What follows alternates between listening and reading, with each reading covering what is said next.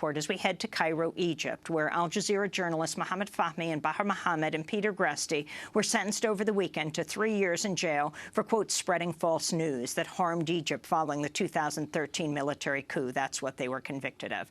Fahmy's wife, Marva Mara, broke down in tears as the sentence was announced on Saturday.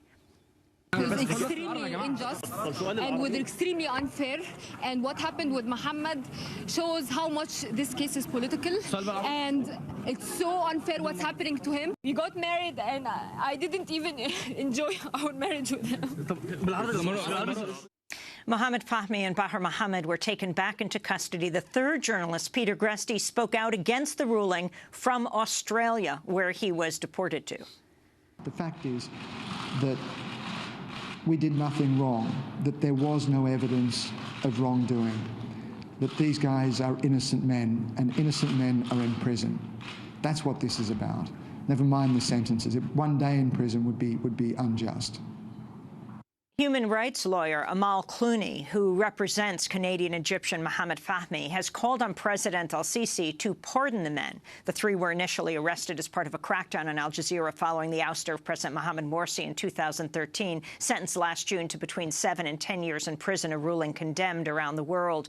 Peter Greste was released in February, deported home to Australia. Shortly afterwards, following more than 400 days behind bars, Fahmy and Mohamed were also freed on bail. The case had been widely condemned. Fahmy and Mohamed were led away to begin their sentences after Saturday's verdict. Greste was tried in absentia. To find out more, we go to Egypt, to Cairo, by Democracy Now! Video stream, to be joined by Democracy Now! Correspondent Sharif Abdel Kouddous. Sharif, can you talk about the response right now in Egypt and the significance of these sentences?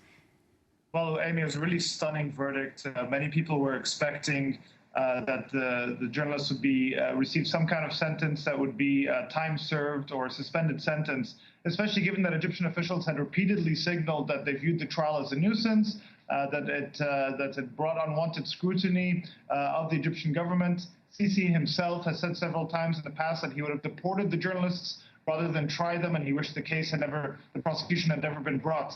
And nevertheless, in a really heartbreaking and shocking scene, we saw the three journalists yesterday sentenced to 3 years in prison. They were hauled away to jail. The judge said in his verdict that they were not journalists because they lacked the necessary credentials. He said they were using unlicensed equipment and broadcasting false news that harmed Egypt's national security.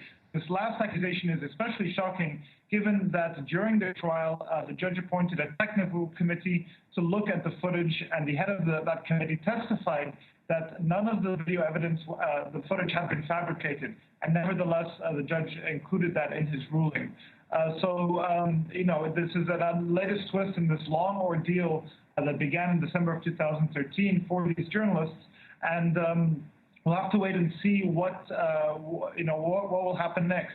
As you mentioned, Canada has put in official requests for deportation for Mohamed Fahmy. They've also called for a presidential pardon from Abdel Sisi.